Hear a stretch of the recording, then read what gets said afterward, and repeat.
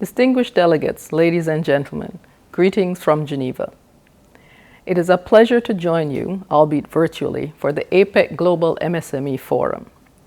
I thank APEC and the Department of Trade and Industry of the Philippines for organizing this event and for inviting the International Trade Center to be a part of it.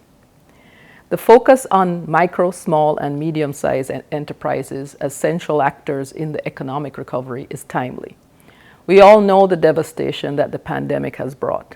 Poverty levels have risen, inequalities growing, progress towards gender equality has stalled, and millions of jobs have been lost.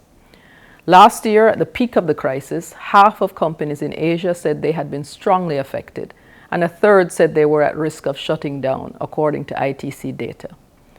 It is important to now look to the future. How can we rebuild smarter and more resilient than before? Recently, the IMF predicted Asia will grow 7.6% in 2021.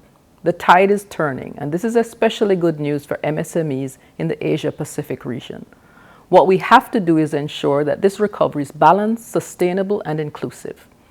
I have confidence in the resilience of the Philippines. In 2020, ITC and the Department of Trade and Industry of the Philippines launched a report showing that 41% of Filipino firms were adopting resilient and agile responses to the shock. How did they do it, and what lessons can we draw on to ensure all firms in the region become more resilient? Companies that displayed certain competitiveness characteristics before the pandemic were better able to pull through the crisis. This means that when small firms invest in a set of key drivers in good times, they perform better in hard times. For example, participation in the knowledge economy helped many Filipino firms to cope. In Cambodia, we found that firms with many suppliers prior to the pandemic were less concerned about shutting down. Other drivers of resilience include investment in research and development, efficient inventory management, and ownership of a bank account. These are not complex measures. These are fundamental business practices that can be scaled up to other small firms across the region with the right policy and business ecosystem in place.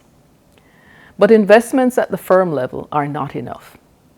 The pandemic has made more visible the inequalities that underscore all of our economies. We need to use this transition to address the source of such inequalities. First, technology is an ally. In the wave of the pandemic, e-commerce has become more central to MSME success and resilience than ever before. For equity in markets, we need to make technology accessible for all firms. And we need to ensure digital access to all, including in rural areas. Secondly, market trends are green, so recovery will need to be sustainable. Environmental considerations are often portrayed as a concern mainly in developed countries, but that is simply not the case. Green consumer preferences are on the rise in Asia and in other parts of the world. At least 68% of firms surveyed in emerging and developing countries say climate change poses short-term risks versus half of firms in developed countries. Empowering a green recovery, therefore, is a global public good. As small businesses recover, they can rebuild in a way that leaves them better prepared for future shocks, and at the same time more sustainable in their business practices. In other words, they can adapt in a way that makes them more competitive, resilient, and green. But they can't do it alone. Business support organizations, policymakers, lead firms, and international organizations all have roles to play.